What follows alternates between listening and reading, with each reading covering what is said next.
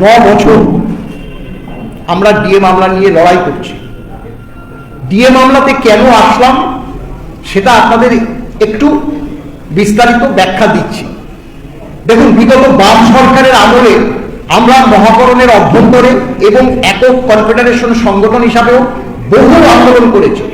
মহাকরণ সংগ্রাম কমিটি মহাকরণের অভ্যন্তরে বিভিন্ন সেক্রেটারিয়েট সংগঠনগুলোকে নিয়ে বিশেষ করে যে আন্দোলন আমরা করেছিলাম, কারণ মহাকরণ তখন একটা মিনি ওয়েস্ট বেঙ্গল ছিল, সেই আন্দোলন সারা রাজ্যে ছড়িয়ে পড়েছিল। কিন্তু তবুও কি এক কিস্তি, দু কিস্তি, বড়জোর 3 কিস্তি মহার্ঘ বাকি থাকতো। নির্দিষ্ট নিয়মে বেতন কমিশন লাগু হওয়ার কারণে আমরা আন্দোলন করেছিলাম। কিন্তু বাম সরকার দেখেছি যে ডিএ বাকি থাকলেও তার একটা নির্দিষ্ট সীমা ছিল, এই সীমাগুলো উল্লেখ করেছি। আমরা দেখলাম যে 1/16 আপনারা সকলেই জানেন যে বেতন কমিশন 10 বছর ধরে চলে এবং all India consumer price index অনুসারে বেতন কমিশনও হয়ে থাকে এবং ডিএটাও দেওয়া হয়ে থাকে। বাম সরকার বিদায় নিয়েছে 2011 সালের মে মাসে, এটা আপনারা জানেন। 1/12/2010 পর্যন্ত তারা 35% ডিএ দিয়েছিল।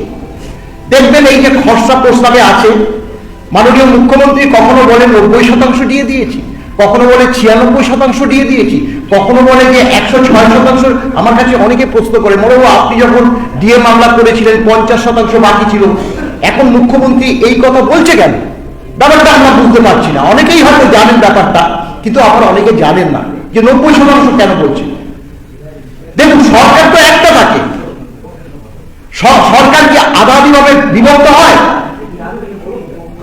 বাম সরকার ক্ষমতায় থাকা পর্যন্ত, অর্থাৎ পঞ্চম বেতন কমিশন গঠন করার পর বাম সরকার থাকা পর্যন্ত 8 কিস্তি, এগুলো একটুখানি চিন্তা করবেন, 8 কিস্তি ইকুয়াল 35%। শতাংশটা কিন্তু বিচার্য বিষয় নয়, কারণ all India consumer price index অনুসারে 8 কিস্তি ইকুয়াল 35 হয়েছে এবং সেটা দিয়েছে 2.5 বছরের মধ্যে। এবার মুখ্যমন্ত্রী 1/19 পর্যন্ত এসে 90% দিয়ে দিয়েছে। সেই কারণেই তিনি বলেন যে আমি প্রথমে বলবো 90% দিয়ে দিয়েছি, তাহলে 35% কি দেওয়া গেল? ওই 90 এর সঙ্গে 35 যোগ করুন, দেখুন 125 হচ্ছে। আবার 96 বলছে কখনো, কেন বলছেন? ওই 90 এর পরে 3 3 6 দিয়েছে, তাই 96 বলছে। সেদিন দিয়ে 135 বলছে, এটা ঠিক বলেছে। 125 আর বর্তমানে 10, তাহলে 135 হয়েছে। অর্থাৎ তিনি বাস্তবটা পর্যন্ত একটা রাজ্য চালাচ্ছে যে বাম সরকার ছিল তার মানে বেতন কমিশন অনুযায়ী 2.5 বছর, তারপরে তুমি এত বছর পরে এই যে 90% দিয়ে 125% করেছো, করে তারপরে বেতন কমিশন দিয়েছো। এই হলো বিচার্য, মানে মানে ব্যাপারটা 90, 96, 100 বা 135 যেটা বলেন, এই ঘটনা। এবার দেখুন, বাম সরকার, আমাদের রোপাটা কি? আমাদের রোপা হচ্ছে 2009, কিন্তু আপনারা লক্ষ্য করবেন 1/4/2008 থেকে 1/4/2008 থেকে নয়া বেতনে আমরা কিন্তু ডিএ পেয়েছি। আপনারা সকলেই জানেন 12% ডিএ 1 বছর আপনারা এরিয়ার পেয়েছেন। বাম সরকার বলেছিল আমরা এই যে টাকাটা 3 বছরে আমরা সেপ্টেম্বর মাস নাগাদ, অর্থাৎ পুজোর আগ দিয়ে, আমাদের কিন্তু খুব কাজে লাগবে। অস্বীকার করার উপায় নেই, একদম পুজোর মুখে আমরা যে ইনস্টলমেন্ট গুলো বাম সরকার থাকার সময় 2 কিস্তি পেয়েছি, 3rd কিস্তির সময় এই নয়া সরকার আসলো, সেই যে লাস্ট কিস্তিটাকে আবার 2 ভাগ করে দেবে। 2 ভাগ করে তবুও আমরা তখন এসেই বলেছি যে অর্থনৈতিক অবস্থা আমি এখনো সিচুয়েশনটা বুঝে উঠতে পারিনি, আপনারা এটা মেনে নিন, আমি আপনাদের সঙ্গে পরবর্তী পর্যায়ে আলোচনা করে আবার আমরা দিয়ে দেবো। এইসব আসার পরে অনেক কথা বলেছিলেন। অর্থাৎ 1/4/2008 থেকে দিয়ে দিয়েছে, কিন্তু রোপা নয়। এই যে 12% পরে আপনার আসলো 1/3/2009, এখান থেকে আমরা বেতন কমিশন হাতে পেলাম। 12 সঙ্গে 4, 16%। আপনি ভাবুন, নয়া বেতন, ওগুলো তো এরিয়া হিসেবে আমাদের সরকারের কাছে জমা ছিল, যেটা আমরা পেয়ে গেছি। তারপরে 1/4/2009 12 সঙ্গে 4 16% দিয়ে প্লাস নয়া বেতন এইভাবে আমরা পেয়েছি 16 পরে।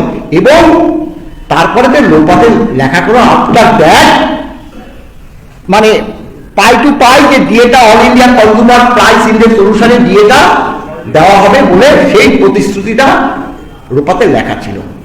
ওই জায়গাটায় ধরে আমরা মামলাতে যাই এবং সে সময় আমাদের যে মহামান্য আইনজীবী মাননীয় আমজাদ আলী, তার কথা উল্লেখ না করলে সেটা সত্যের অপরাধ হবে। তিনি যেভাবে লড়াই করে এই মামলাটাকে, প্রথমে আমরা হেরে গেছিলাম, ওটা তো জানেন, চেয়ারম্যান ছিল সরকারের তাবেদারি, যার জন্য তার পক্ষে দেওয়াটাও সম্ভব ছিল না। আমরা তো জানি যে ট্রাইব্যুনালের মামলা ডিএ মামলা আমাদের পক্ষে যাবে, এটা একটা অসম্ভব ব্যাপার, সেটা আমরা বুঝতেও পেরেছিলাম এবং সেটাই করলো। এবং সেই সময় সত্যি কথা বলতে কি কর্মচারী সমাজের মধ্যে একটা হতাশাও নেমে এসেছিল যে যা ডিএটা পেতাম, এখন তো সরকার আবার ডিএ দেবে না। আমরা কিন্তু হাল ছাড়িনি। আপনারা জানেন সে সময় হাইকোর্টে আমরা নিজেরা গেলাম, সেই মামলা আমাদের নিজেদের ছিল। প্রধান বিচারপতি নিশিতা মাত্রে তপব্রত চক্রবর্তীর বেঞ্চে ডিএ মামলা গিয়ে উপস্থিত হলো মার্চ মাসে, 2017 সালের মার্চ মাসে। এবং আপনারা জানেন মামলা চলছে। একটা কথা মনে রাখবেন যে যেহেতু ডিএ মামলা, যখনই মামলা অ্যাডমিট হয় তখনই সরকারকে বলে বর্তমানে রাজ্য সরকারের ডিএ কত এবং কেন্দ্রীয় সরকারের ডিএ কত। এখানে কেন্দ্রীয় সরকারের ডিএর ব্যাপারটা একটুখানি না বললে না, অনেকে এই আর মুখ্যমন্ত্রী বলে যে কেন্দ্রের কোনো আইন আছে নাকি এইভাবে কেন্দ্রীয় নিয়মে দিতে হবে না। কেন্দ্র কিন্তু ডিএটা কিন্তু কেন্দ্র দেয় না, কেন্দ্র বাধ্য হয়, কারণ all India consumer price index অনুসারে এটা একটা স্বশাসিত সংস্থা। তারা প্রত্যেক মাসে আমাদের যে বাজার দর, অর্থাৎ আমাদের বেঁচে থাকতে, একটা সরকারি কর্মচারী শিক্ষক সমাজকে বেঁচে থাকতে 4 জনের সংসারে কত ব্যয় হয়, তাতে যে খরচাটা বাড়ছে কি কমতেও পারে আবার বাড়তেও পারে, সেটা প্রত্যেকটা স্টেট গভর্নমেন্টকে পাঠাতে হয়।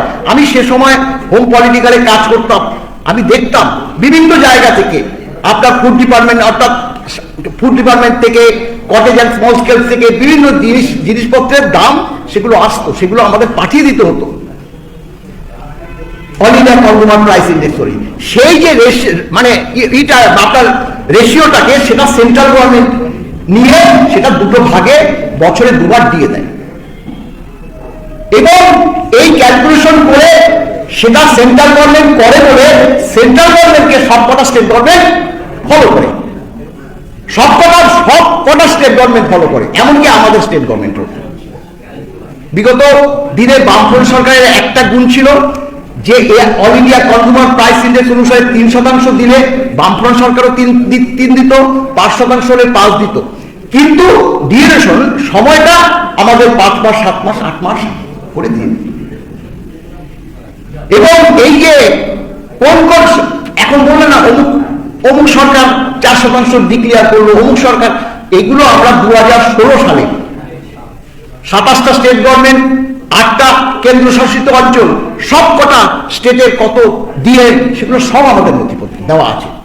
আমরা বলেছি সরকারের আর্থিক কোনো দায়বদ্ধতা নেই, কারণ প্রচুর টাকা সরকার আমাদের কাছ থেকে এক প্রকার মেরে দিয়েছে। আমরা বামফ্রন্ট সরকার চলে যাওয়ার পর থেকে 12-13 থেকে 16-17 এই যে 5 বছরে একদম আপনারা জানেন যে বেতন এবং পেনশনের একটা বাজেট প্রভিশন রাখতে হয়, সেখান থেকে বেতন এবং পেনশন ব্যয় করা হয়। এই সরকার কি করত, ধরুন 20,000 কোটি টাকা রেখেছে, খরচা করতে দিয়ে 2 কিস্তি হিসাবে রেখে দেয়, সেগুলো না দিয়ে সেখান থেকে লাস্টে যখন পরবর্তী বাজেট আসে দেখা গেল কোনো বছর 2,000, কোনো বছর 3,000, এই করে 5 বছরে একদম অথেন্টিক ভাবে বাজেট প্রিভিউ বার করে করে করে সব করেছে, করে সেগুলোকে স্যাটে হাইকোর্টে এগুলো সব দেওয়া আছে। অর্থাৎ 16,000 কোটি টাকা, ওই যে 15-16, কারণ যেহেতু 16 সালে মামলাটা করেছি, 16,000 কোটি টাকা আমার আপনার পকেট থেকে সরকার নিয়ে নিয়েছে।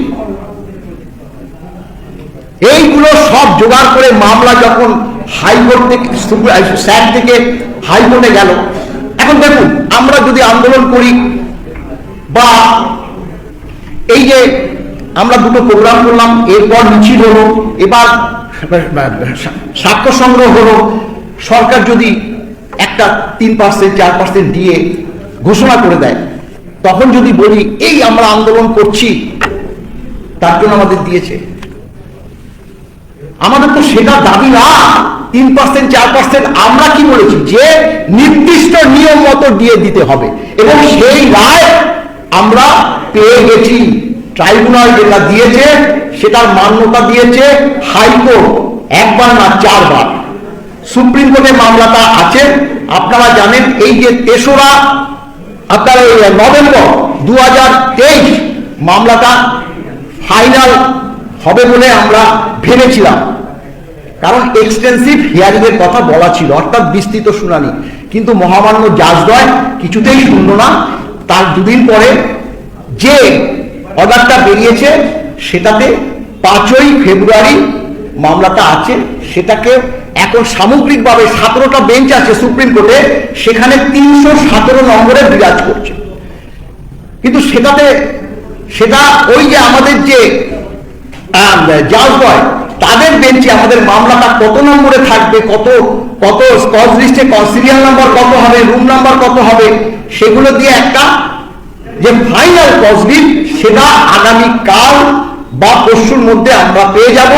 এবং আশা রাখছি যে আগামী 5 তারিখ যদি হয় বা 6 তারিখ যদি হয়, মামলাটা আশা রাখছি যে জাজদ্বয় শুনবে।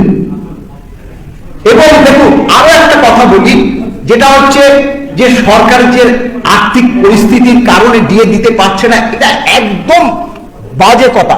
কারণ যে নিশিতা মাত্রের ঘরে যখন মামলাটা গেল, ওই সেম জিনিস নিশিতা মাত্রে তখন বলল যে রাজ্য সরকারকে নির্দেশ দিল যে বর্তমানে রাজ্য সরকারের দিয়ে কত দেয় আর কেন্দ্রীয় সরকার দিয়ে কত দেয় তখন, এবং একটা নির্দিষ্ট সময় জানিয়ে দিল যে 11/9/2017 মধ্যে 11/9/2017 মধ্যে কিন্তু এই ইনফরমেশন একদম হলফনামা আকারে দিতে হবে। দেখুন কোর্টের নির্দেশ যতই বলো, মুখ্যমন্ত্রীও কিন্তু সেটাকে অবহেলা করতে পারে না। 7/9/17 মুখ্যমন্ত্রী নজরুল মঞ্চে আপনাদের মনে আছে 15% মর্গ ভাতা ডিক্লেয়ার করল, তাহলে তখন ছিল 85 সঙ্গে 15 যোগ হয়ে 100% নিয়ে গিয়ে জমা দিল। তখন আমাদের আইনজীবী মাননীয় আমজাদ আলী বলছে,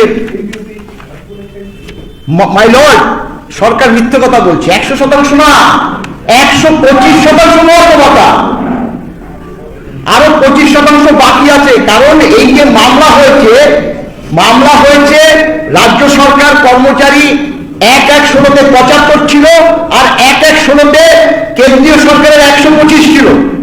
125 তো এখনো হয়নি।